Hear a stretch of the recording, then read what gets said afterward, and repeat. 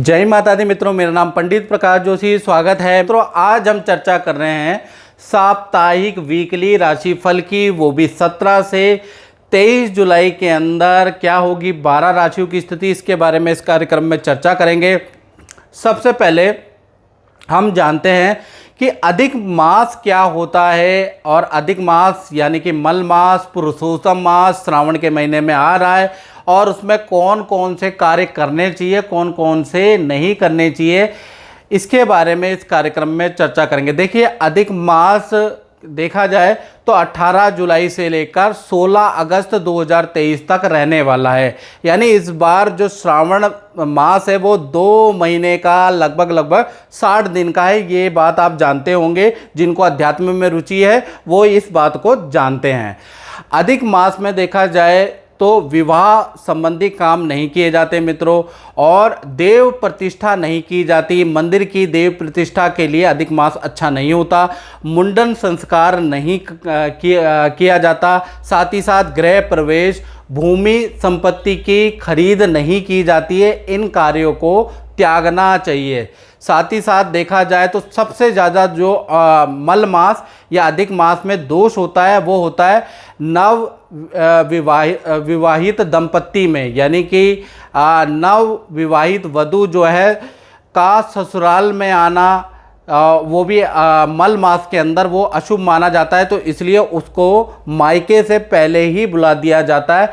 मल मास के अंदर या अधिक मास के अंदर ससुराल जाना या मायके जाना शुभ नहीं माना जाता है। एक ही जगह पे निवास करना पड़ता है, याद रखिएगा। यदि आप मायके में हैं तो 18 जुलाई से 16 अगस्त तक आप मायके में ही रहिएगा। यदि आप ससुराल में हैं तो ससुराल में ही रहिएगा।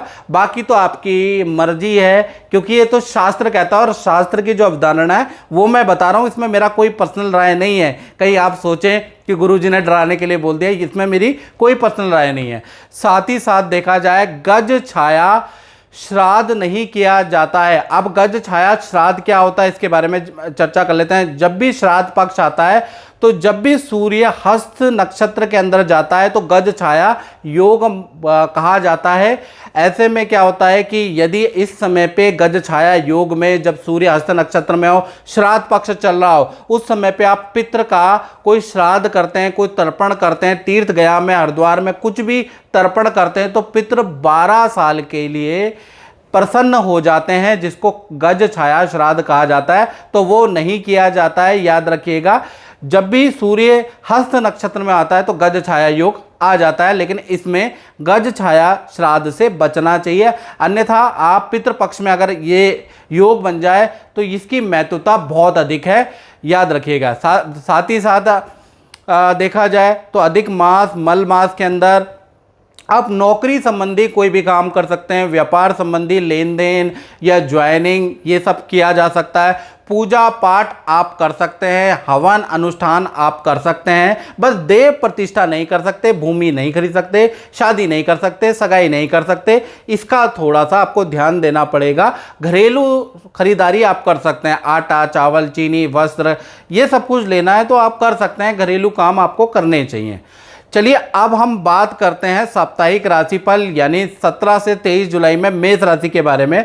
तो इस सप्ताह देखा जाए मेष राशि वालों का संतान संबंधी कोई इशू रहने वाला इस सप्ताह, या तो संतान से मतभेद रहेगा, या संतान को लेकर कुछ परेशान मेष राशि वाले रहने वाले हैं, या फिर संतान को की कोई वस्तु चोरी हानि, या संतान को किसी प्रकार का इस सप्ताह आर्थिक नुकसान होने के योग नजर आ रहे हैं।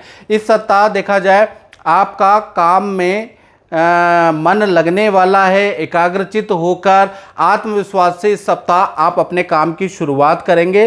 काम भी आपके मनो मुताबिक भी ही होने वाला इस सप्ताह।